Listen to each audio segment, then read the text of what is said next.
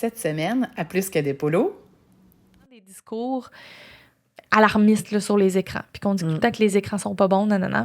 Ça peut malheureusement, même si c'est pas le but, affaiblir un peu le lien de confiance avec notre enfant. Parce qu'un des plus grands freins qu'on voit au fait de parler à un adulte chez les enfants, c'est parce qu'ils ont peur de se faire juger.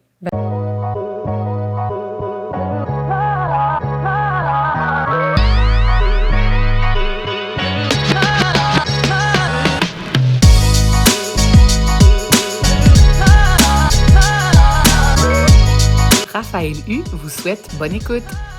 Aujourd'hui, on a un invité spécial en studio pour un sujet dont on parle souvent, mais on l'effleure, puis on voulait aller en profondeur aujourd'hui parce qu'on sait comment les cellulaires ont comme révolutionné notre vie, notre travail, nos relations humaines, nos relations familiales aussi. On sait pas toujours comment gérer ça. Et là, on a trouvé Emmanuelle de la Fondation Le Ciel qui est avec nous aujourd'hui pour en parler. Comment ça va? Ça va super bien. J'ai hâte de voir où est-ce que la conversation va nous mener. On veut aider les familles, dans le fond. On veut s'outiller. Il a comme fallu réapprendre à vivre avec tout ce qui est médias sociaux. Tu sais, c'est un nouveau savoir-vivre. Puis des fois, nos ados sont là-dedans. En tant que parents, nous, on n'a pas grandi avec ça. On sait pas par où commencer. On connaît plus les normes. Tu sais, juste directement, là, au niveau des normes, moi, j'ai des 21, 22 ans et 15 ans. Et 21, 22, tu sais, quand ils étaient au secondaire, on n'avait aucune idée en tant que parents, c'est quoi les limitations qu'on leur donne. Juste ça. On n'était même pas dans la psychologie de qu'est-ce qui se passe là-dessus. On se posait même pas cette question-là. C'était juste comme, là, ça, je pense que c'est trop. Je pense qu'ils sont trop là-dessus. Faut l'enlever, faut le donner. Tous les amis l'ont. Fait que déjà, juste là, c'est quelque chose. Puis là, maintenant, aujourd'hui, ce que je vois avec mon 15 ans, qui est comme une autre génération, si on veut, là, c'est comme toute l'intimidation qu'il peut avoir, les posts qu'ils vont mettre, est-ce que l'autre ami a liké, a pas liké, est-ce que je suis cool parce que je mets quelque chose, puis là, j'ai full réaction. Là, comment qu'on gère tout ça? Fait que je sais pas par où débuter. On peut peut-être donner son background aussi. Oui, c'est ça. On veut savoir un peu c'est quoi votre mission, puis comment toi, tu t'es ramassé là aussi. Oui, puis tu sais, en fait, déjà, qu'est-ce que... tu nommais, on se tutoie. Oui. Okay. Qu'est-ce que tu nommais de publier quelque chose, l'intimidation, quand t'as des likes, t'es cool. Tu sais, je le vivais aussi adolescente, alors que c'était avant, je pense pas que Snapchat était là, mais on était beaucoup sur Facebook. Puis sinon, même si vous avez eu une adolescence, mettons, pas de réseaux sociaux, vous le viviez aussi à une autre échelle, à l'école, avec les vêtements que vous portiez ou la façon dont vous parliez de vos vacances. J'ai fait un voyage, j'ai fait ci, j'ai fait ça, les activités. Donc, c'est tous les mêmes besoins sociaux qu'on a d'humains, mais qui aujourd'hui se vivent aussi dans des environnements numériques puis sur des réseaux sociaux, qu'on n'utilise pas nécessairement en tant qu'adulte. Fait que oui, ça vaut la peine d'en parler puis de plonger là-dedans plus spécifiquement. Moi, c'est ça un peu qui m'a amenée là-dedans. En fait, j'étudiais en communication à l'université. Puis là, on était dans les réseaux sociaux, on apprenait les meilleurs moments pour publier. Parce que, vous le savez peut-être, mais les compagnies... de toutes les compagnies, en fait, là, qui ont une présence sur les réseaux sociaux, ont accès à un tas de statistiques qui vont leur dire il y a tant de femmes, tant d'hommes qui nous suivent, ils sont dans telle région, ils vont surtout être actifs autour de 5-6 heures le soir. Donc, on a plein de détails qui fait que lorsqu'on étudiait, mais avec mes copines, si on avait besoin de publier, pas besoin, là, mais si on avait la volonté de publier une photo de nous, on allait le faire par heure de grand achalandage, tu sais, en se disant, j'ai fait ma coquette, là, genre, je suis cute là, sur ma photo.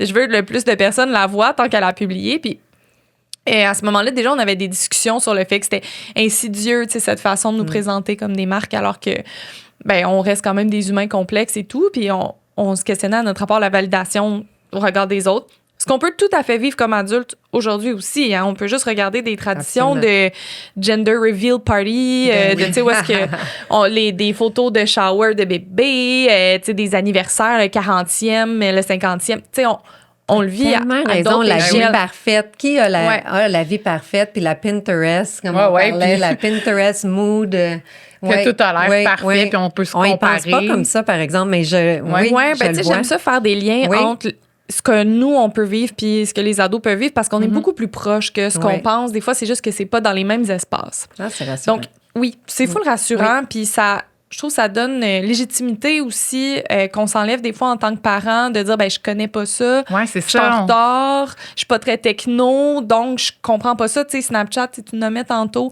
C'était difficile de mettre des limites, là, quand on n'en parlait pas trop. Là, on en parle plus dans l'actualité, mais ça, c'est trop passé. Mais faut faire confiance quand même à son instinct. On va essayer de se donner des outils concrets là, ensemble. Là. Oui, absolument. Mais son instinct de parent, parce qu'on l'a vécu aussi, une adolescence où on se dit, ben c'est un moment pour explorer différents loisirs, où on sait qu'il peut y avoir des conflits avec des amis, des premières relations amoureuses. Donc, là, tu veux une certaine balance. Fait en tout cas, pour ramener au début de la fondation.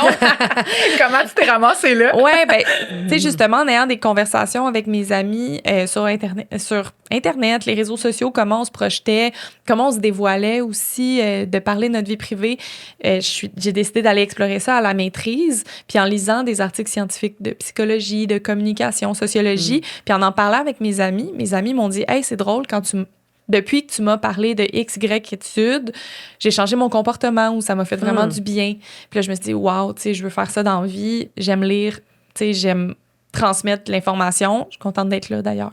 Et ben, je vais poursuivre au doctorat. Puis à ce moment-là, ben, j'étais pas la seule à me sentir comme ça, à étudier les réseaux sociaux. Puis avec une gang de personnes qui étaient initialement en médecine, d'autres personnes en psychologie, en intervention sociale, on s'est comme toutes unies pour aller donner bénévolement des ateliers qui seraient non moralisateurs dans les écoles secondaires. Tu sais, de dire, ben, on va aller parler avec les jeunes, pas juste de façon magistrale de voici du haut de mes connaissances d'adulte tout ce que tu dois savoir, mais d'avoir une conversation où on parle autant du positif que du négatif des écrans, que ça partit.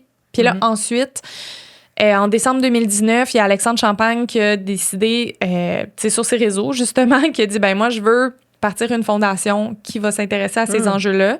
Nous, à ce moment-là, on était victimes de notre succès. Là. Bien honnêtement, on allait dans les écoles, puis il y avait un besoin. Il y avait un très grand besoin, puis nous, on n'avait pas toutes les ressources à faire comme du temps plein bénévolat. En effet. Puis on voyait que ça fonctionnait bien aussi avec les écoles, avec les jeunes. Donc, c'est là qu'on s'est unis. Puis à ce moment-là, si en 2019, on avait fait genre 20 ateliers dans une année, puis qu'on était super contents, puis déjà, on était parmi les seuls organismes à parler de numérique avec les jeunes. Donc, on avait été invités à parler de notre expérience avec le ministère de la Santé, des services sociaux, de qu'est-ce que les jeunes en disent et tout. Il y a eu la pandémie par après. C'est sûr que là, il y a eu d'autres priorités. Là, c'est revenu dans le décor. Puis là, aujourd'hui, donc 5 ans environ plus tard, ben on donne plus 20 ateliers par année, on en donne plus de 2000 à travers le Québec. Fait que c'est 50 000 jeunes de 13 régions administratives différentes. On va autant en Gaspésie, au Saguenay, au Bas-Saint-Laurent, à Matane, en Outaouais aussi, mais on est sur, un tiers de ces ateliers-là sont dans la grande région de Montréal, Montérégie, Rive-Nord. Donc, on est... en Estrie aussi, à Québec. En tout cas, je ne vais pas tout nommer. Vous êtes une équipe de combien pour réussir à faire tous ces ateliers-là? Ben, c'est sûr que... Non, de grâce, là. C'est pas moi qui donne la majorité des ateliers, même si c'est important que chaque personne de l'équipe soit dans les écoles là, pour bien comprendre la réalité. On est 12 personnes au total. OK. On est plusieurs qui s'occupent de l'administration, des communications, de la gestion, puis il y a au moins 8 personnes qui se déplacent dans les écoles pour offrir des ateliers, que ce soit au primaire et au secondaire. Donc, on parle aussi avec les jeunes à partir de la 4e année, là, donc 9, 10, 11, 12 ans, puis toutes les années du secondaire. Puis honnêtement, c'est un des plus beaux métiers, là, d'écouter les jeunes. Là, on faisait des groupes de discussion avec des jeunes pour savoir un peu... Parce qu'avant chaque atelier créé, on fait des groupes de discussion avec les jeunes pour savoir c'est quoi leurs préoccupations. Pour bien cibler, dans le fond, parce qu'un atelier, c'est que vous allez vraiment concrètement faire des exercices avec eux. Exactement, des activités interactives, puis de quoi est-ce qu'on leur parle. Donc là, nous, on le prend de 2 manières. D'un côté, on travaille avec des universités, avec des chercheurs. On est issus de la recherche aussi. Donc, on travaille avec les chercheurs d'une part, c'est la première étape. Puis la deuxième étape, c'est qu'on va à la rencontre des jeunes, puis on leur demande, eux, comment ils vivent ça, puis de quoi ils aimeraient se faire parler. Puis après, on crée l'atelier. Puis là, on va avec eux. Ils sont comme un peu personnalisés, je vais dire, entre guillemets, là, l'atelier selon la région, selon l'âge. Ah, mais ça, c'est juste durant le processus de création de l'atelier. Après, on fait pas ça pour chaque école, là, mais c'est sûr que par la force des choses, mettons dans les régions, surtout plus éloignées, là, les conversations peuvent être un peu différentes. qu'en ville où les activités alternatives, c'est aller te baigner dans le fleuve, là. C'est pas comme aller au parc. Donc, c'est sûr que ça donne des teintes un peu. Oui, ça teinte vraiment. C'est intéressant, ça. J'aimerais savoir, justement, c'est quoi les activités principales en région? Puis, mettons, de Montréal, puis en région, tu vois une différence, là. Est-ce qu'ils sont plus nature? Est-ce qu'ils sont plus isolés? Ça dépend lesquels, justement. Ben, tu sais, des jeunes qui vont aimer la nature, que leurs parents ont les moyens d'avoir un 4 roues ou une motoneige ou de les amener, je sais pas, à la chasse. Mais c'est des jeunes qui ont plus l'opportunité, justement, d'être en nature, qu'on sait que c'est super bon pour le développement. Ils sont déconnectés pendant ce temps-là, souvent. Ouais, puis ils vont nous dire, tu sais, c'est pas parce que je suis jeune que je suis tout le temps ces écrans-là, genre c'est beau, relax, là, et tout. Donc, oui, mais en même temps, un jeune qui n'a pas accès, disons, à la nature autour ou que c'est pas... Tu sais, c'est pas dans ses habitudes, ben là, c'est sûr que tu peux pas prendre le bus pour aller rejoindre tes amis. Fait que là, on peut se retrouver plus isolé. Okay. Donc, il y a des avantages, des inconvénients à chaque... Comme des jeunes en ville, on se dit, ben, t'as accès à des parcs, à tes amis, mais en même temps, dans certains quartiers de Montréal, c'est pas vrai que tu as nécessairement tous les services autour de chez toi. Donc, ça varie beaucoup. Ouais. Le milieu scolaire aussi, ça varie beaucoup. L'utilisation des écrans, en tout cas. Donc, c'est comme ça que ça a commencé. Puis là, c'est comme ça qu'on continue. Puis c'est ça, durant les groupes de discussion, il y a une fille qui était comme, mais toi, c'est quoi ton travail? T'sais, t'es comme, pourquoi t'es là à juste yap avec nous, genre, à juste parler?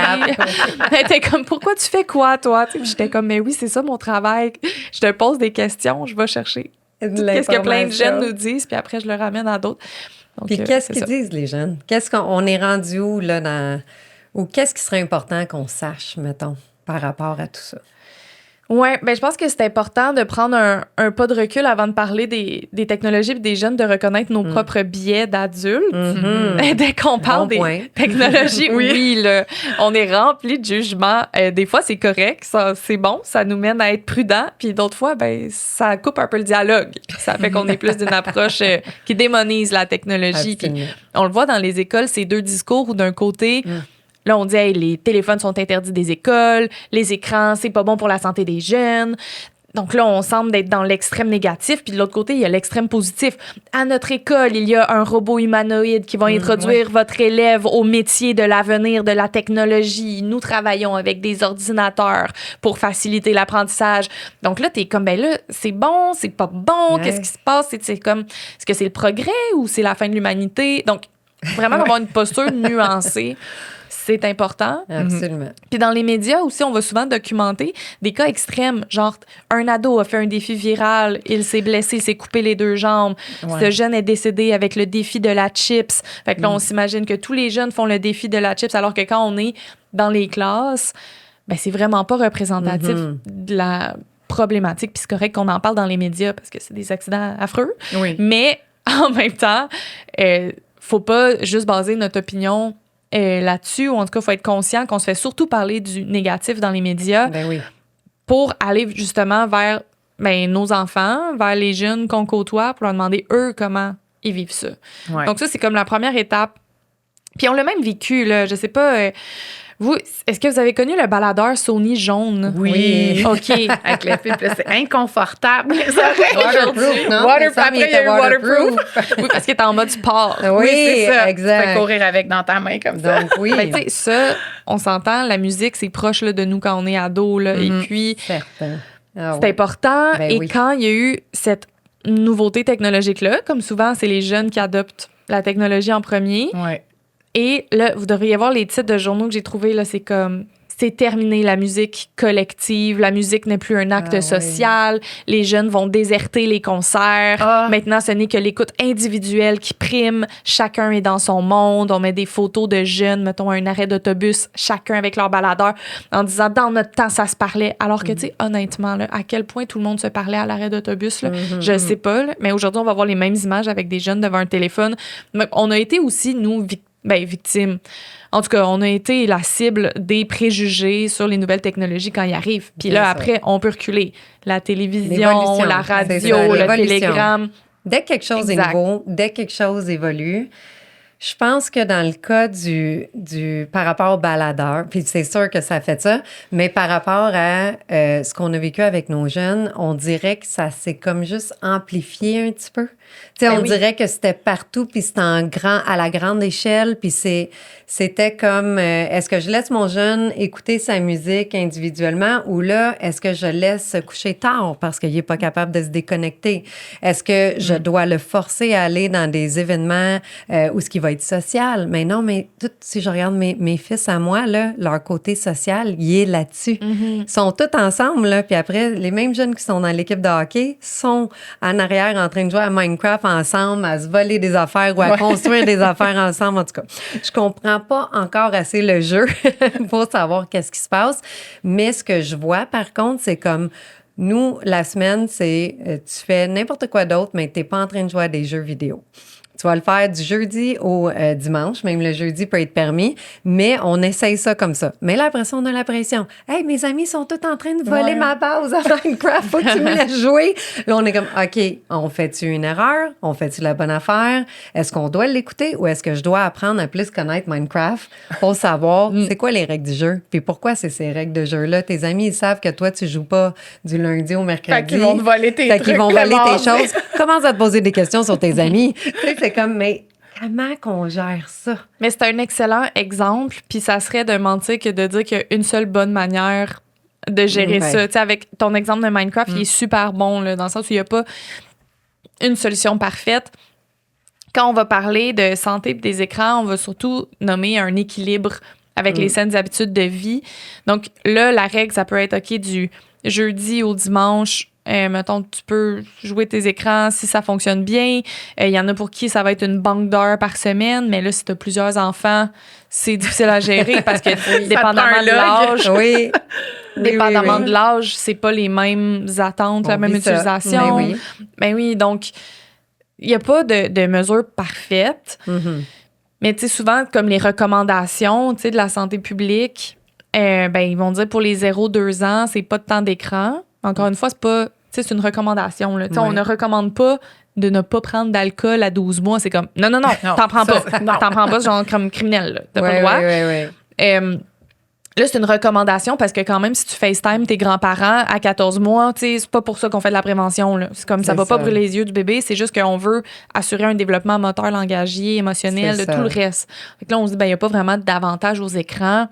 Ensuite, le prochain âge, mettons les 3 à 5 ans, on va dire environ 1 heure par jour, mais pas de n'importe quelle 1 heure. Pas une heure où est-ce qu'on te lâche lousse dans YouTube Short, avec du contenu qui est choisi aléatoirement. C'est avec du contenu qui est approprié pour ton âge, du contenu qui est plus éducatif, idéalement qui est accompagné, tu sais, où on rebondit sur le contenu avec le jeune. C'est sûr que là, si on en profite pour faire d'autres tâches, on n'est pas toujours là, mais on peut quand même se tenir au courant. Tu sais. De l'utiliser comme une plateforme aussi de sujet d'échange par après pour en parler avec ton les jeune. Conversations que j'ai eues avec mes neveux et nièces sur Chase, Stella, Marcus, alors que je m'en fous contre mais il y a plein de belles valeurs d'entraide.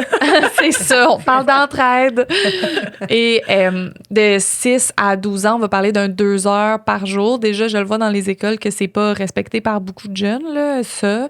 Mais alors là, si on se dit, hey, oh non, mon jeune fait 3 heures, si je compte, mettons, le retour à la télé, quand il joue un peu aux jeux vidéo et tout, oh non, ça dépasse 3 heures, ça ne suit pas les recommandations, est-ce que c'est grave?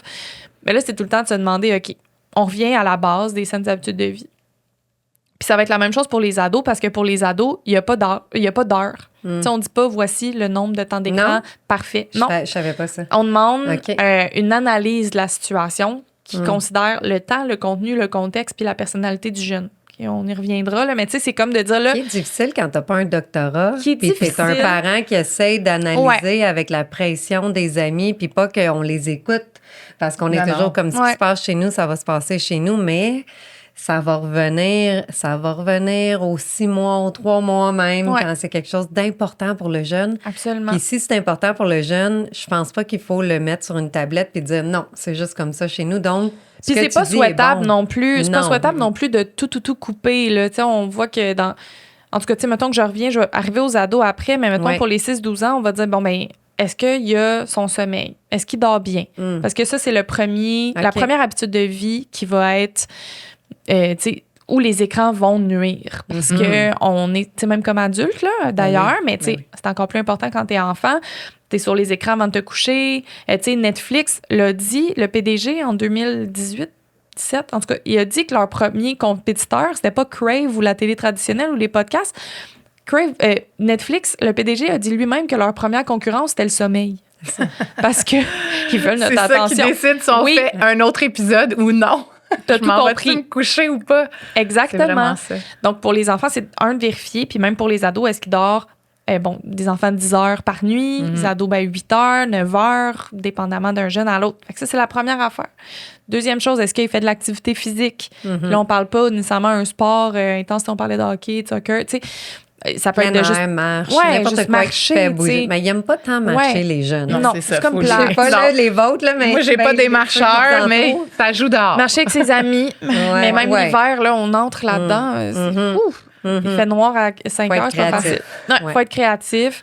Et donc, l'activité physique. Ensuite, d'avoir tous tes repas par jour, du moment de qualité sans écran. Les repas, idéalement, c'est des moments où on n'a pas notre téléphone, où on n'a pas d'écran qui joue en même temps. Même si on mange comme en 15-20 minutes, là, ça fait quand même un petit moment où on n'est pas interrompu par nos téléphones. Puis ça, c'est des règles qui sont aussi bonnes pour les adultes que pour les jeunes. C'est clair. Puis... c'est ça. Donc, on va regarder toutes les... Puis aussi à l'école, est-ce que ça va bien? Donc, tu sais, déjà, on prend une journée type d'un jeune qui va à l'école. Là. Sur 24 heures, tu as un 7-8 heures que tu es à l'école, tu as un 7-8 heures que tu dors. On est rendu à 16. Il faut que tu fasses 1 heure d'activité physique, mettons 1 heure de repas. Tu sais, il te reste, 6-7 heures à combler. Ou il faut que tu fasses tes travaux, que peut-être tu parles à tes amis et tout. Donc, un jeune qui a un temps d'écran... Puis ça, je le vois dans les classes secondaires, des fois, quand on leur fait sortir leur téléphone puis vérifier là, sur leur temps d'écran. Ah oui. Dans leur réglage, je vous recommande ça. C'est vraiment un truc ultime, là, si vous l'avez jamais fait. Bonne idée. Mais on le voit qu'il y a des jeunes qui ont 8 heures, 9 heures sur leur téléphone par jour. C'est pas la majorité. La majorité, ça va être 3-4 heures et tout. Mais ça arrive quand même dans chaque classe. Donc là, je me dis, c'est pas nécessairement que je me dis, oh, c'est terrible ce que tu regardes. Tu as peut-être vu des terreurs sur TikTok. Peut-être, mais la première chose qui m'inquiète, c'est, dors-tu? Puis où est-ce que tu coupes pour faire ça?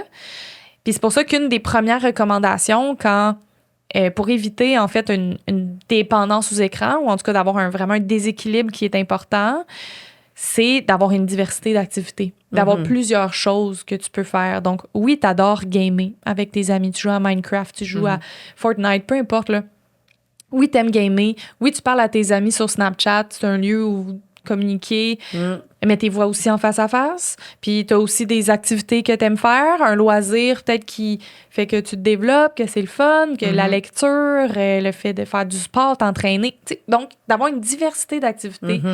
Puis là, même si vous arrivez dans le bureau du médecin puis vous dites, il passe 4 heures sur son cell par jour, s'il voit que le jeune, ça va bien à l'école, qu'il va bien que ses amis, qu'il fait de l'activité physique puis tout va bien, il va être comme, peut-être qu'il va te poser, peut-être que vous, qu'est-ce qui vous reste à regarder, c'est qu'est-ce qu'il fait avec ces 4 heures-là, quel contenu il regarde, puis de vous y intéresser. Mais ça va dépasser le temps d'écran. Fait que déjà, ça donne, je trouve, des balises pour les parents pour exercer votre esprit critique. Vraiment. Puis, tu sais, c'est pas... qu'on sait pas. C'est que tu sais pas par où commencer. C'est super intéressant de regarder ça, puis de regarder. Puis on parlait tout à l'heure aussi avec les jeunes qu'on a, Selena puis Antonia, le choix de carrière.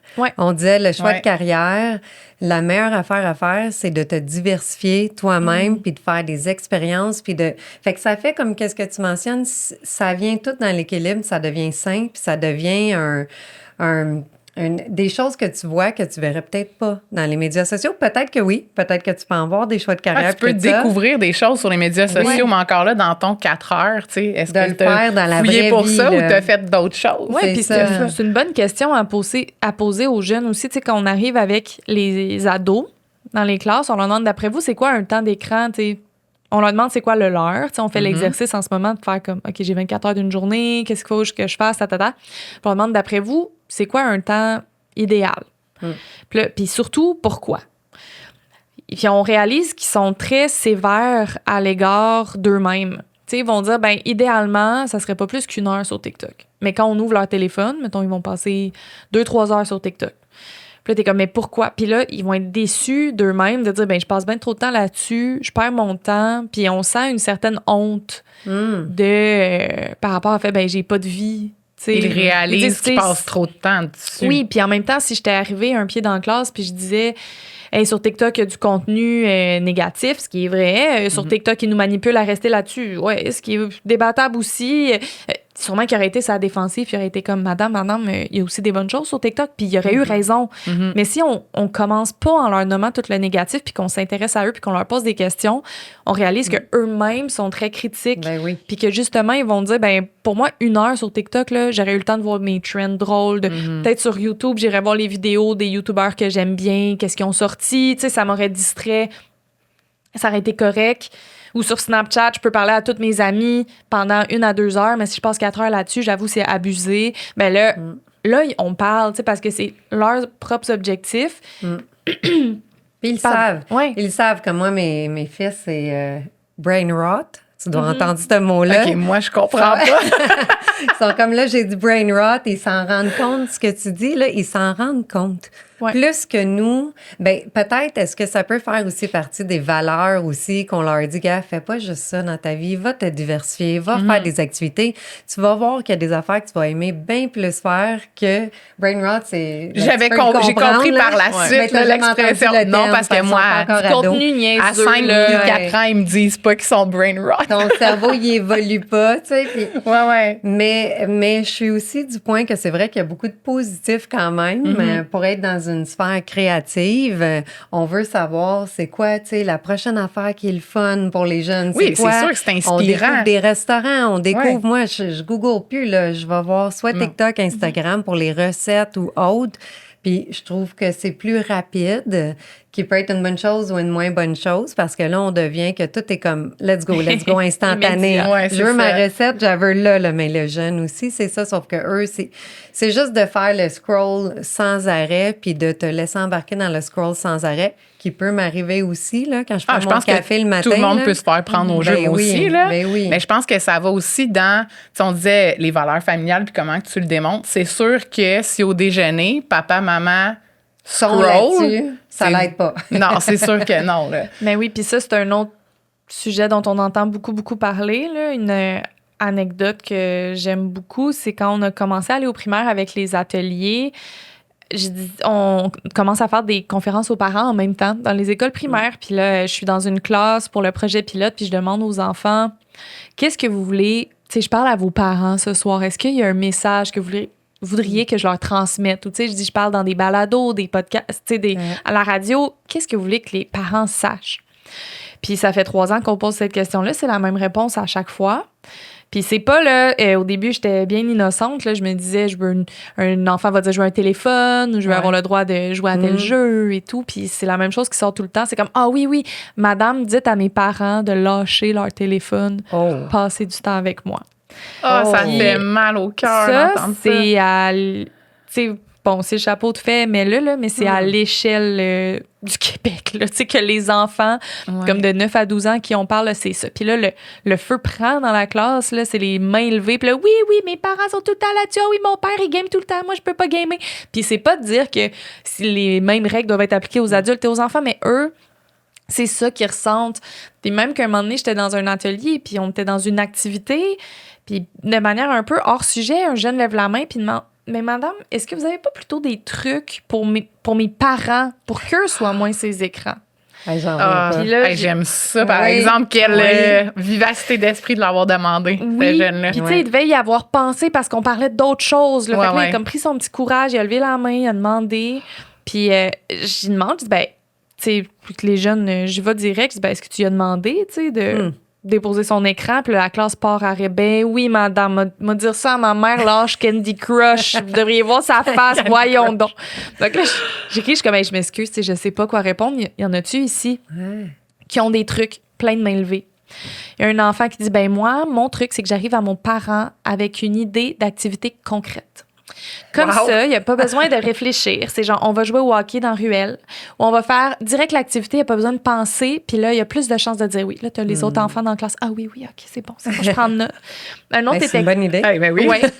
Là, il y a un autre enfant qui était comme, moi, c'est peut-être de la manipulation, mais j'arrive à mes parents avec une collation, comme un bol de chips, comme ça, ils mangent, ils déposent le téléphone, puis là, on mange, puis on jase ensemble. Oh. Un autre enfant, lui, on voit d'autres types de personnalités, disait, là, moi, s'ils font ça, je vais dans une autre pièce, mettons dans le sous-sol, puis là, je pitche des coussins, puis je fais du bruit. Puis là, ils sont comme, qu'est-ce que tu fais? Puis là, il dit, là, ils m'en donnent de l'attention. C'est là, ils viennent me voir. Donc là, bonne. ça, c'est au primaire. Oui. Au secondaire, vous avez bien des attentes, que c'est pas ça qu'on entend, là. C'est pas comme je veux l'attention de mes parents à tout prix. Non, on les entend pas. Eux le font, pourquoi moi, je pourrais pas le faire? Ben oui. Ouais, puis là, on vient à quelque chose d'intéressant qui est, c'est vrai que nous aussi, on est connectés. C'est vrai aussi que les études tendent à démontrer qu'un grand temps d'écran chez les parents prédit un plus grand temps d'écran chez les enfants aussi. Nos habitudes y importent. C'est pas juste les règles qu'on met en place, c'est la façon dont on utilise nous-mêmes les technologies. Si quand le jeune nous parle, on sort tout le temps notre téléphone pour répondre à un message, puis on le remet de côté après, il faut pas s'étonner qu'eux aussi nous le fassent. Donc, c'est du donnant-donnant. C'est pour ça qu'il y a des règles qui valent la peine d'être appliquées à toute la famille, là, comme les repas, dans certains contextes, des salles familiales. Donc, ça, c'est une chose. Mais il y a quand même la distinction que quand tu es en développement, tu n'as pas le même cerveau. Puis là, je fais un lien avec ce qu'on disait tantôt, que quand je dis, les jeunes sont autocritiques de leur temps. Puis habituellement, ils veulent une utilisation qui est plus saine des technologies. Là. Ils veulent moins utiliser les réseaux sociaux. Puis là, il y a peut-être bien des parents qui me disent « Ouais, j'ai eu cette conversation-là. » Mais après, on se met des objectifs, puis ça marche pas. Ça se peut. Puis il faut comprendre aussi que les jeunes, notre cerveau, le cerveau des jeunes, il est fait pour aller vers de la gratification immédiate. Donc, c'est sûr que même si le jeune, il dit qu'il adore, mettons, le hockey ou qu'il aime ça, la guitare, qu'il adore la musique, quand il arrive le mardi soir puis qu'il est 19h chez eux, apprendre la guitare, c'est ça que tu veux aller dire? prendre la guitare, où ça va être forçant pour mon oui. cerveau, où ça va être difficile, aller dans l'état de flow, où est-ce que je vois plus le temps passer, versus même pas besoin de me lever. Dans ma poche, j'ai mon téléphone, je le sors, puis tout de suite, je suis engagée dans une activité où je vois pas le temps passer. C'est vraiment difficile pour eux. Donc, c'est là qu'on peut être un allié, disons, pour soi, avec des règles, un encadrement, ou juste en parlant avec eux de la façon dont ils veulent qu'on les aide, ou en les encourageant à aller vers d'autres activités.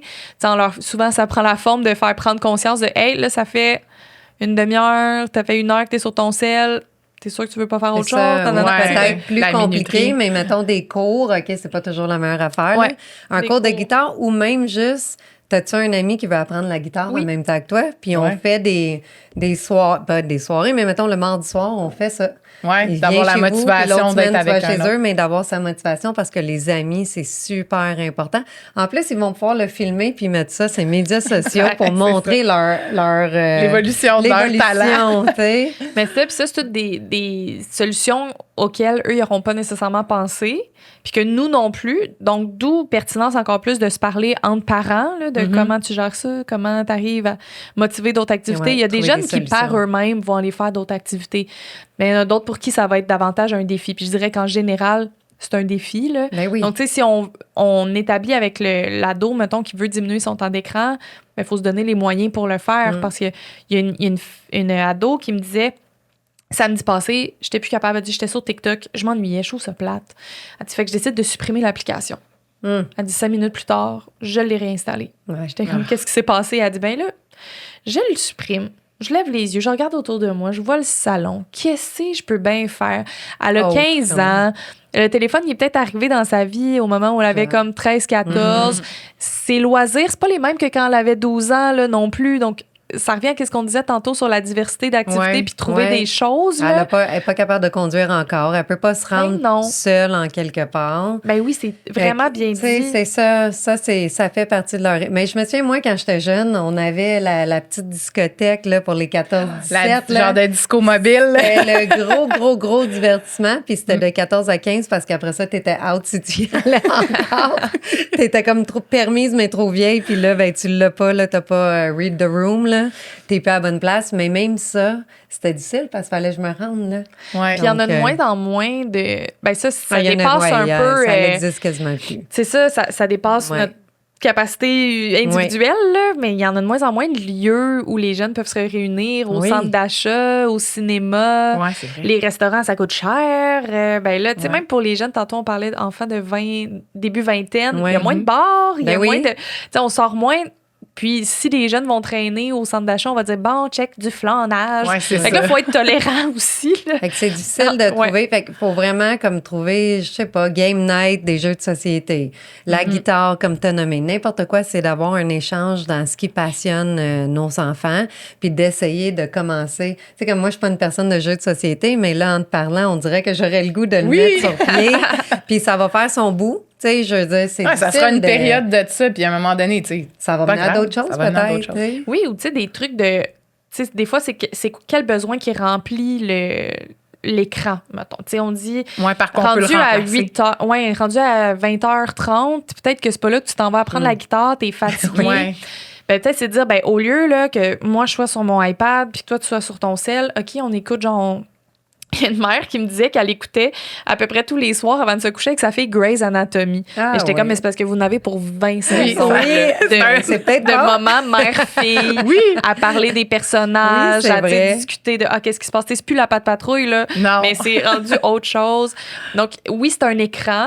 Mais si toutes les autres activités, tu sais, comme je disais, saines habitudes de vie, qu'on dort bien, qu'on bouge et tout, ben ça fait un moment familial où oui, t'es devant un écran, mais au moins t'es pas chacun de ton bord. T'es ensemble. Non, tu le fais ensemble, puis c'est qu'un début de discussion sur plein de sujets. Là. Moi, j'ai une amie qui, elle, avec ses filles, ils ont ressorti Gilmore Girls. Là. Elle a 2 ados. Mais elle a dit, là, ça m'ouvre la porte pour plein de sujets qui sont plus gênants, un peu tabous. Mais là, ça se passe à l'écran. Fait que là, après ça, hey, vous les filles, comment vous le voyez? Fait que de bien utiliser un peu l'écran pour être source de discussion. C'est vrai qu'il y a des bonnes émissions. Puis même ici, il y avait les parents. Oui, il y a plein de séries québécoises. Qu'on va avoir justement Juliette Aubé qui va venir parler ici, puis on va effleurer les sujets qu'il y a dans l'œil du cyclone. Mais c'est une bonne idée. Je trouve que c'est une super bonne idée. Tout n'est que plein d'idées parce que justement, il n'y a pas une solution unique. Puis c'est sûr que ça peut être angoissant qu'il n'y ait pas une solution unique, mais en même temps, je trouve que ça remet entre les mains du parent les clés de suis ton instinct.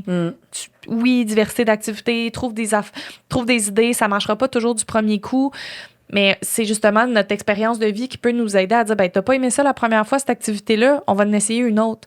Mais quand tu as 15 ans, les jeunes, des fois, ils vont dire, ben, j'ai essayé de diminuer, puis ça n'a pas marché. Fait que je suis retournée. Tu sais, ils apprennent littéralement à vivre. Là. Je sais bien que des fois, ils ont de l'air des petits adultes, là, 15, 16, 17 ans, mais ils apprennent c'est quoi tester une activité, pas aimer ça, s'en remettre, trouver le courage de là, se pointer à une autre activité. Donc, ils sont dans cette exploration-là. Puis c'est sûr que c'est difficile de lutter contre des machines qui sont designées, qui sont conçues pour attirer, maintenir notre attention. Absolument. Qui n'est pas quelque chose qui existait dans nos vies avant. Non, c'est un vrai vortex. Là. Ouais, vraiment. C'est vraiment, en tant qu'adulte, même avec la maturité puis tout ce qu'on sait, puis notre expérience de vie, c'est dur de t'en sortir à un moment donné. Puis comme tu as dit, on est contre des machines qui sont faites pour nous prendre, puis nous capturer, puis nous faire comme je continue, juste un autre.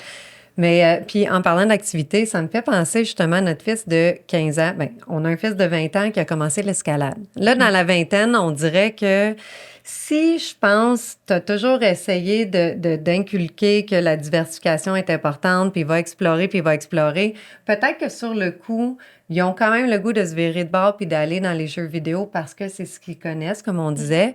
Mais s'ils ont quand même cette ouverture-là d'esprit, là, ils arrivent à Québec, à l'Université Laval. Il y a un ami qui fait de l'escalade. Ben OK, je vais y aller avec toi. Commence l'escalade, reviens chez nous le week-end. Et son frère de 15 ans, on l'a forcé à aller faire l'escalade. Mais regarde, moi aussi, j'en ai fait. On a fait du bloc. Vous l'avez essayé en famille? Moi, j'ai peur des hauteurs. En passant. C'est vrai? Je t'ai déjà tenu la main dans des moments pas faciles. Oui, dans une pyramide au Mexique. Aïe. Mais bref, tout ça pour dire qu'on l'a fait.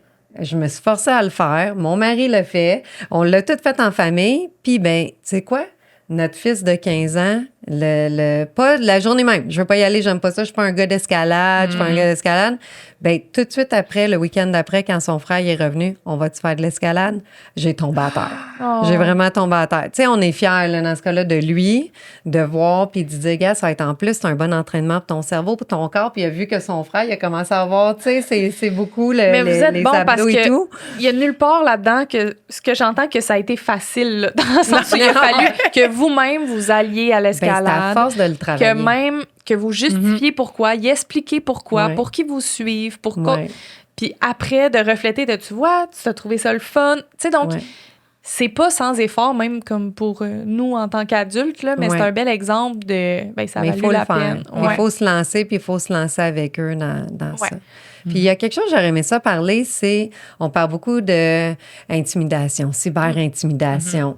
Ça, là, on peut-tu en savoir un peu plus? Ça ressemble à quoi? Parce que je ne l'ai pas tant vécu avec Ben, mes enfants. Ça a quand non. même bien été, mais il y a eu des situations, là, mais c'est quoi exactement la cyber-intimidation?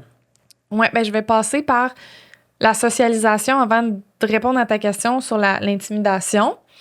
OK. Tu sais, là, on a beaucoup parlé des écrans comme loisir, tu sais, ou comme Ouais, source de divertissement. repos, comme divertissement, ou que par ennui, on va vers ça. Fait que ça, c'est une des motivations tu sais, principales là, de pourquoi les jeunes aiment les écrans, les adultes aussi, mais les jeunes, par divertissement, apprendre des choses. Mais c'est pas la première. Vraiment, la première raison pour laquelle ils nous disent qu'ils aiment être sur leur téléphone, c'est pour être en contact avec leurs amis, être en contact avec les autres, être au courant de ce qui se passe dans leur gang. Puis ça passe beaucoup par Snapchat.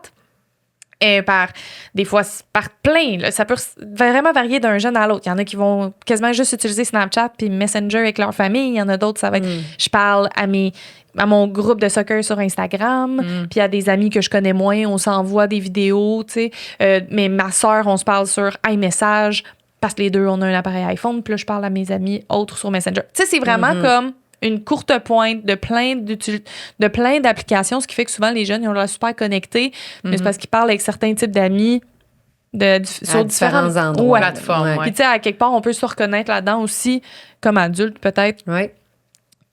qu'on parle à certaines personnes sur Instagram, d'autres sur Messenger ou par courriel même, tu sais. Ah oui. Donc, il y a ça.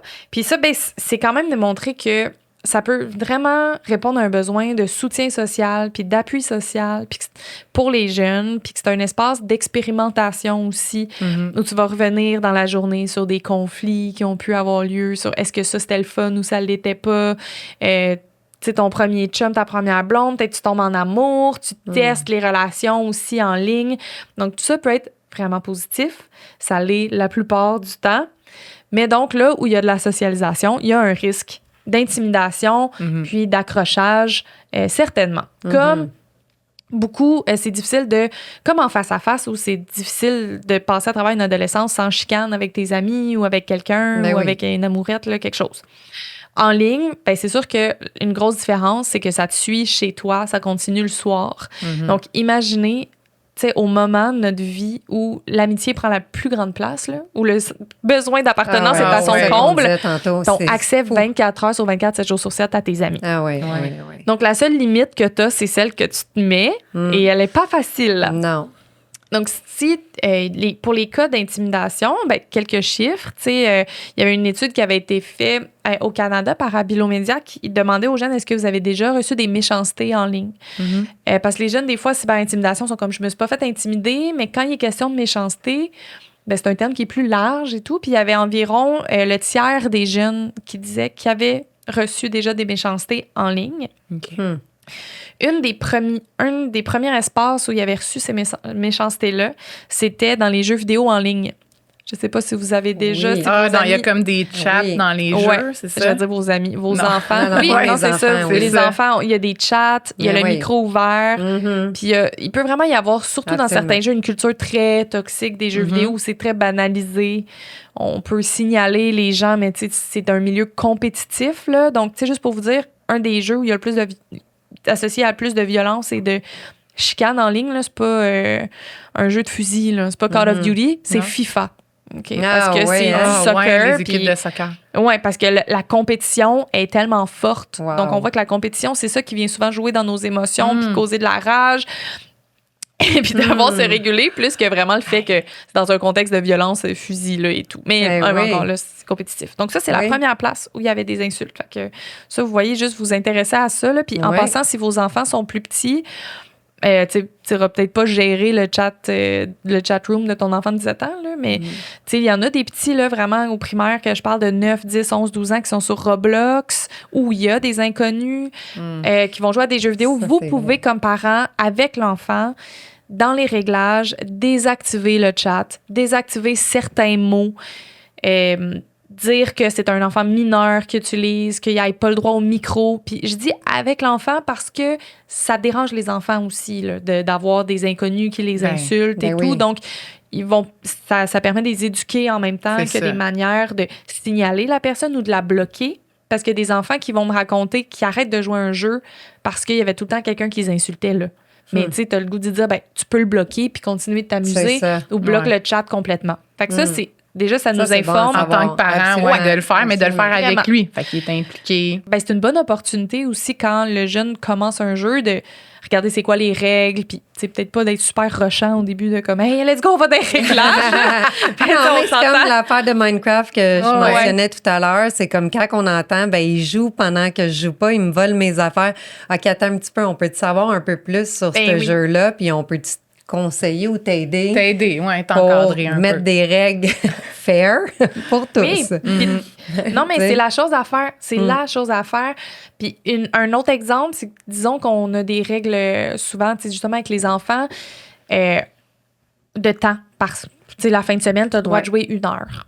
Mais là, si tu joues à un jeu où il y a des petites parties comme Rocket League ou Fortnite, ou c'est une partie, là, au bout de l'heure, ça se peut que tu sois à moitié dans une partie, puis que si tu quittes tout de suite, ça a un impact sur tes statistiques. Là, vous allez dire, c'est pas grave, c'est juste un jeu, mais des fois, on peut contourner des conflits facilement avec ça en minimisant pas quelque chose que le jeune trouve important. Tu sais, on peut amener un pas de recul aux jeunes, un jugement, puis on peut aussi pas faire exprès pour lui faire diminuer ses stats. Mais, comme tu dis, c'est de le comprendre puis de t'informer. Parce que nous, il y en a des jeux, quand on dit c'est l'heure du souper, c'est un peu insultant si t'as tout fait le souper et ton jeune n'y arrive pas. Non. Mais on est venu à comprendre quel jeu tu es en train de jouer en ce moment. OK, lui, il peut pas le quitter, ce jeu-là. C'est ça. Fait que, OK, après ta game, par contre, niaise-moi pas, là. Non, pas une nouvelle game.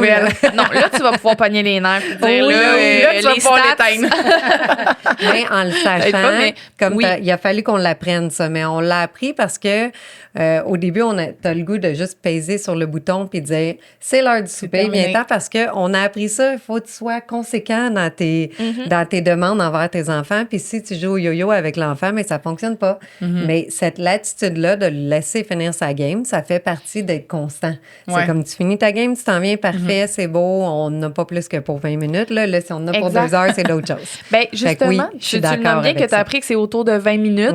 Donc, tu le sais que, c'est comme des fois, c'est le dernier épisode, puis là, tu sens que, on a dépassé le 10 minutes, là, fait qu'on est peut-être parti à un autre. C'est comme ça avec les parties aussi. Oui, mais c'est une flexibilité qu'on n'avait pas, nous, dans notre job. Moi, c'était moins complexe. C'était l'heure du souper, c'est chaud, viens manger, puis t'as d'affaires à me respecter. Tu sais, on s'est posé la question au début, est-ce qu'on est trop permissif? Mais je pense que ça va bien dans le sens que ça, c'est respecté. Ils finissent leur game, ils s'en viennent, on a un bon souper ensemble au lieu que tout le monde soit frustré de leur côté. Ben oui, puis il y a d'autres parents qui vont peut-être dire, de telle heure à telle heure, c'est trop autour du souper, pas de gaming à ce moment-là. Et voici mon explication pourquoi. C'est tout le temps l'explication qui est importante. Et les heures, là, tu sais quoi, je vais vous donner un truc. Ça a marché en tout cas pour les miens. Je sais pas si ça va marcher pour tout le monde.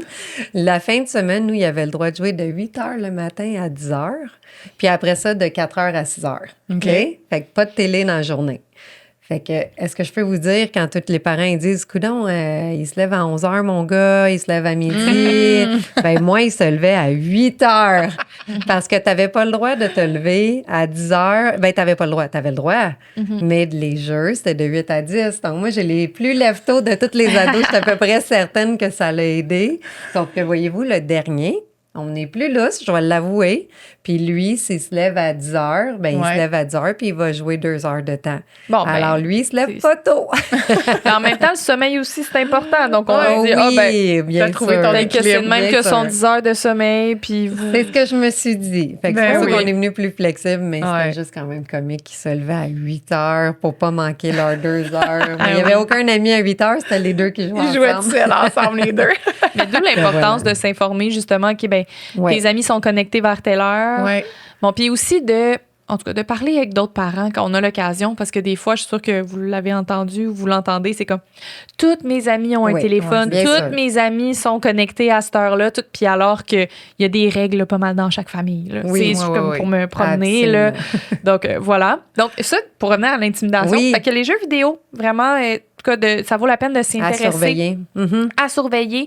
Et avec vraiment une petite attention particulière aux enfants, là, tu sais, de 10 à 13, tu sais, 13 ans, parce que c'est eux qui sont les plus victimes, disons, d'arnaques aussi en ligne. Tu sais, tu joues à un jeu en ligne, puis là, il y a quelqu'un qui te propose, disons, de te donner des V-Bucks. Ça, c'est dans Fortnite ou des Roblox. Dans Roblox, puis là, la plupart des jeunes se méfient, mais des fois, il suffit de tu sais, peut-être que c'est votre enfant qui va dire « Ah, OK », puis qui va cliquer sur le lien. Ils sont tellement jeunes. Oui, puis des fois, des inconnus qui vont se mettre à parler puis qui vont essayer de faire de la manipulation. Donc, tu sais, ça vaut vraiment la peine d'avoir une petite discussion sur, ben là, t'es en contact avec des inconnus. Comme nous, quand on était jeunes, on n'allait pas au parc. Tu parles pas à un inconnu. Là, s'il vient t'offrir des bonbons dans son auto puis qu'il baisse la fenêtre, tu dis non, merci.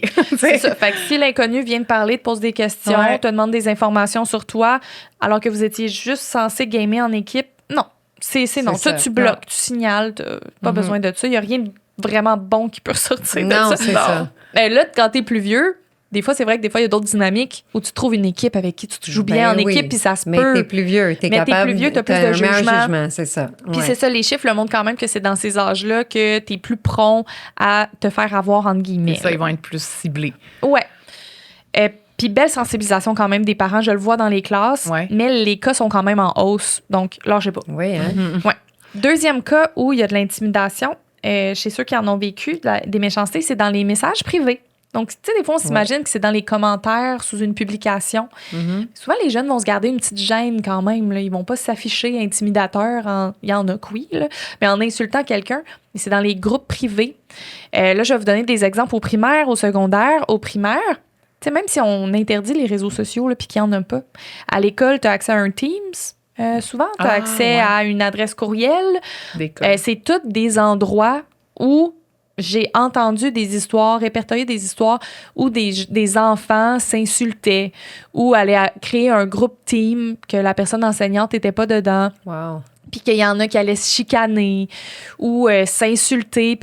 Ou même, tu sais, là, je vais aller grave, là, mais c'est parce qu'ils n'en ont pas conscience nécessairement des menaces de mort ou des menaces de violence. Puis quand on explique aux enfants les conséquences de ça qui sont rencontrées par l'école, c'est important, si c'est vécu, là, que vous le rapportiez à l'école, puis que vous en parliez avec l'enfant ou les parents de l'enfant.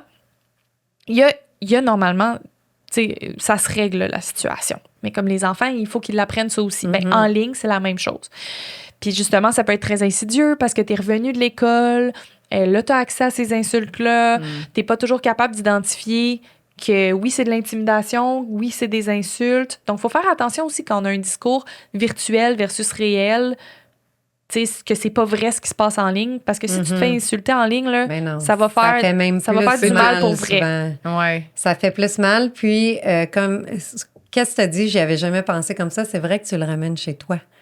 Avant, tu avais ton espace, tu étais safe, fallait que quelqu'un prenne la ligne téléphonique qui sonnait dans le salon chez vous. Personne, ben en tout cas, moi, j'ai jamais vu que ça, quelqu'un qui a pris une ligne téléphonique pour t'appeler puis t'insulter. C'était plus en personne. Tu sais, tout le monde s'est déjà chicané, puis ça, c'est normal, là, ça arrive. Là. Je pense que tout le monde s'est déjà... Tu sais, mais... L'intimidation, ça se peut-tu que c'est quand que c'est à répétition aussi? Oui, quand c'est à répétition, absolument. C'est quand il y a une fréquence, c'est super bien nommé.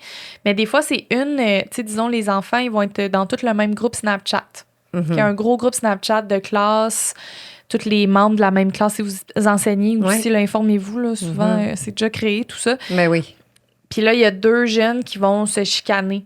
Puis devant tout le monde, Mais là, d'avoir le réflexe d'en parler à un adulte, tu sais, ça, il n'y a pas nécessairement de répétition, mais ça peut vraiment marquer. Ils veulent pas être là. Nous, on appelait ça des stoolers, là, mais eux, c'est des snitch. Là.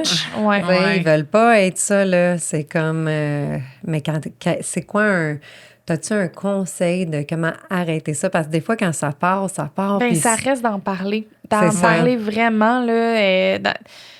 D'en parler avec les personnes enseignantes, avec les adultes. Puis, tu sais, des fois, il y a moyen quand même que la personne qui a dénoncé, on la connaisse pas. Mm-hmm. Mais dans le cas où le jeune est victime, il faut absolument parler, ça se résorbe. Ouais. Tu sais, ça se règle. Tu sais, c'est de penser que t'es pas obligé de vivre qu'est-ce que t'es en train de vivre en ce moment, puis d'avoir une relation de confiance. Puis quand je reviens à nos préjugés dont on parlait au début, si on a tout le temps des discours alarmistes là, sur les écrans, puis qu'on dit tout le temps que les écrans sont pas bons, ça peut malheureusement, même si c'est pas le but, affaiblir un peu le lien de confiance avec notre enfant.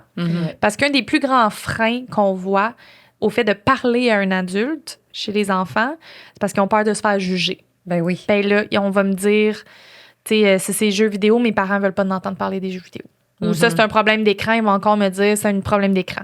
Ou il y a déjà assez de règles à la maison avec les écrans. Si j'ai dit qu'en plus, j'ai vécu de l'intimidation sur Snapchat, ils vont me faire supprimer Snapchat. Puis là, j'aurai plus accès à mes autres amis. À tous mes autres amis où c'est le fun. Ben oui. Donc, de rappeler, tu sais, ce lien de confiance-là, c'est sûr que bon. Fait que d'en parler, d'en parler puis là, c'est dès leurs jeunes âges, ils ont souvent accès à ça. Oui, puis fait que de commencer, comme t'as soulevé, c'est de commencer jeune, puis de commencer avec le chat dans un jeu vidéo, puis après, ça va continuer. OK, là, t'es rendu dans Snapchat, puis là, ça, c'est une communauté. Ça peut arriver dans une communauté. Donc, il faut qu'on soit super informés, finalement. Ouais, faut s'éduquer, qu'on puisse jaser, puis de leur donner la place. Et fiez-vous à votre instinct, encore une fois. Tu sais, si vous êtes comme, ce jeune-là, je suis pas sûre comment il parle, mais si vous n'êtes pas sûr, tu sais, parlez-en à un enseignant. Ta petite voix en dedans dit que c'est pas bon, ça. Là. Ça doit pas être bon. Non, exactement. Puis la troisième place où il y a de l'intimidation, c'est justement en public, là, dans des commentaires. Et là, les jeunes, ce qu'ils nous rapportent souvent, c'est qu'ils sont témoins de haine en ligne. Tu sais, disons, dans des commentaires sur Instagram, disons que je vois des commentaires insultants sur les femmes. C'est peut-être pas à mon endroit spécifique. Ou si on insulte une personne qui me ressemble...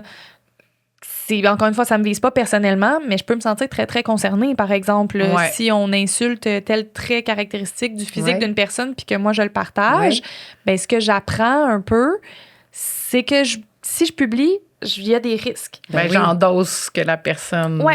Je peux avoir l'air d'endosser. Avec Trump qui a été élu président, ceux qui partageaient Trump, ceux qui partageaient contre Trump, ça a fait des clans, là. Ça a vraiment fait des clans. C'est des Trumpistes, des pas Trumpistes. Ça fait un peu qu'est-ce que tu dis. Puis là, ils sont rendus catégorisés dans quelque chose. Puis là, ils s'en sortent plus, là. Là, c'est comme, ça a changé des groupes d'amis, là, même au secondaire. C'est comme, wow! Ah ouais, tant que ça! T'as voulu endosser quelque chose. Je comprends pourquoi que ça fait ça, mais c'est comme, t'as voulu l'endosser. Ouais. Puis, tu sais, malheureusement, on est très, très frileux, là, comme adultes, quand des jeunes se montrent publiquement, là, leur vie privée, genre un enfant, même si c'est à partir, mettons, de 13-14 ans, l'accès aux réseaux sociaux. Tu sais, l'idée de dire, oh mon Dieu, qu'elle a publié une photo, c'est sûr que ça nous insécurise. Hein? Mais il peut y avoir des bienfaits associés à ça lorsque c'est bien fait, lorsque c'est authentique, que ça correspond aux valeurs de l'enfant. C'est stressant en tant que parent. Mais ça peut être bien pour le jeune. T'sais, de toute manière, souvent, ils ne publient pas souvent. Là. On va se le dire. Là, une publication permanente là, sur Instagram, là, c'est 2-3 par année. Sinon, ils vont partager peut-être des vidéos en story, des choses comme ça. Ils publient vraiment moins qu'en tout cas quand moi, j'étais adolescente ou même que les milléniaux autour de moi, ils vont bien plus publier que les jeunes que je vois aujourd'hui parce que justement, ils sont tellement fait nommer. Attention, mais malheureusement, là, on assiste des fois à un peu le contraire de je me prive de... Disons, il y a un jeune qui me disait, lui, il faisait beaucoup de musique, puis il partageait sur YouTube sa musique. Puis lui, il était vraiment fier de ça. Il était comme, à l'école, jamais mes amis verraient ce que je fais. Alors que là, je leur envoie le lien. Ils peuvent voir qu'est-ce que je fais. Les gens sont au courant. Puis, c'était comme identitaire, là, où il est un musicien. Donc là, tu vois qu'il y a de la fierté associée à ça. Puis que, lui, il disait, même s'il y a des commentaires négatifs, je m'en fous et tout. Peut-être qu'il s'en foutrait pas, mais en tout cas, c'est ce qu'il dit. Et fait que tu dis, OK, il a confiance en lui. Donc, ça ça peut être positif dans certains cas, là, oui, c'est ça. quand même. Mais les jeunes vont dire, ben, si tu publies, tu prends le risque de te faire insulter. Puis, comme limite, comme tu le cherches. Fait qu'eux, ils vivent avec ça. Ils sont rendus là. C'est comme... Ils sont comme, ben, il faut que tu t'attendes à ce que si tu mets une vidéo sur TikTok, ça se peut qu'il y ait du monde bizarre qui vienne. Fait que là, le conseil qu'on peut donner, si nos enfants sont rendus à cet âge-là, ben, c'est de leur rappeler que, ben, non, c'est pas parce que tu publies quelque chose que tu acceptes les méchancetés. Là. Absolument pas. C'est ton profil, c'est toi qui décides. Donc oui, tu peux supprimer les commentaires sans bloquer des individus. Sans problème. Puis aller dans tes critères de confidentialité pour mettre ton compte en privé, de choisir qui peut voir ta photo. Les jeunes le font déjà souvent par instinct, mais tu sais, si on sait que le jeune vient d'avoir un compte Instagram ou TikTok, puis là, il vient de vouloir publier sa première vidéo, tu sais, il faut être au courant de ces choses-là. Quand c'est la mise en place au début, là, les épauler, les accompagner là-dedans, et donc s'informer pour savoir justement où aller. Il y a tellement de choses. Là, on pourrait en parler pendant des heures. Mais est-ce que, tu sais, parce qu'on pourrait continuer pendant des heures, mais comme ressource, c'est tellement intéressant. Est-ce que vous faites seulement des conférences dans des écoles ou est-ce qu'on peut aller sur votre site puis avoir des conseils? Qu'est-ce qu'on peut faire pour s'informer auprès de vous? Oui. On est dans les écoles, des ateliers dans les écoles. Fait que là, si vous travaillez dans une école ou en tout cas, on a une liste d'attente en ce moment, on est complet, mais bon, pour nous accueillir. Même chose des conférences pour les parents, pour qu'on puisse se déplacer dans votre école, mais là, pour être un peu plus autonome aussi. Nous, on commence à sortir de plus en plus des outils sur notre site web. Okay.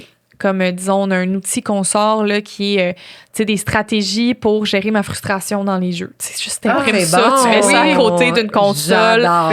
Puis, tu sais, ça, c'est des stratégies qui viennent des jeunes. Ben là, je me mets à respirer, je coupe le chat, je vais jouer à un autre jeu ou, tu sais, je vais juste faire une autre activité. En tout cas, fait que des trucs. Fait que ça, c'est le genre de petits outils qui peuvent être intéressants. Sinon, il y a une autre ressource. Des gens avec qui on travaille, qu'on aime vraiment beaucoup, pose ton écran.com, qui, eux, ils ont même fait des contrats d'engagement d'encadrement à la maison selon l'âge de l'enfant. Donc là, tu imprimes ça, puis tu passes là-dedans avec l'enfant, puis tu as comme un contrat familial.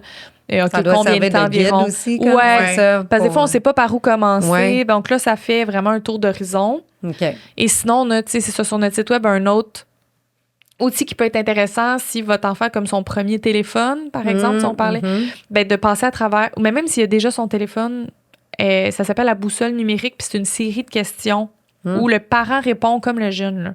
Il faut que le parent aussi réponde tout le temps. Tu sais, qu'on est on est tous connectés. Puis, tu sais, c'est des questions, justement, sur quand est-ce que j'arrête de répondre à mes messages le soir, à quelle heure. Tu sais, donc, pour mettre des limites. Le fassent aussi. Mais oui. J'adore ça. Oui, comme ça. Parce que surtout les ados, là, ils vous voient, là, ils nous voient. Donc, on est dans la même maison, mais ça va permettre un échange, une communication. Ça peut être fait autour du souper, en plus de jaser des questions. T'imprimes la feuille, puis ça te donne, OK, ben là, j'ai check, c'est comme une liste, là. J'ai parlé de tous ces sujets-là, la base est couverte, là. Fait que c'est... Après, évidemment, faut continuer de s'intéresser aux jeunes puis de poser des questions, d'être curieux. Mais c'est un début. Mais ça fait un début. C'est un début à quelque chose, un échange sur ce sujet-là. Merci pour tous les trucs. Vraiment, j'ai juste hâte d'aller sur le site. On va le mettre en dessous de la publication pour que les parents, les familles puissent aller regarder ça. En finissant... Une petite tradition. Oui. Si tu avais à nous suggérer quelqu'un ou un organisme, dans le fond, qui pourrait aussi venir nous jaser de d'autres préoccupations des jeunes. As-tu quelqu'un en tête qu'on pourrait approcher? Absolument. Moi, je vous recommanderais vraiment d'accueillir quelqu'un de l'organisme Tel Jeune qui parle avec des milliers d'ados par année sur des sujets intimes, anonymes. Donc, je sais qu'il y a Myriam là-bas qui est très talentueuse. Il me semble qu'elle est sexologue. Elle peut parler aussi des relations amoureuses. C'est un sujet qu'on n'a pas parlé. Non, c'est ça. Un sujet chaud qu'on n'a pas encore abordé puis dont les jeunes, je pense qu'ils ont plein de questions là-dessus. Certain. Et les parents aussi. Ah oui! Et on avait à leur âge aussi. C'est ça. Nos journaux intimes peuvent en témoigner. Oui. C'est pas différent aujourd'hui, même s'il y a Snapchat. On ne va pas sortir ça un jour. Oh non! Merci, Emmanuelle, de nous avoir guidés aujourd'hui et d'avoir pu aider d'autres familles à sortir un peu de toutes nos incompréhensions, nos questions, nos préoccupations qu'on avait par rapport à tout ça. Merci beaucoup. Ça fait vraiment plaisir. Merci.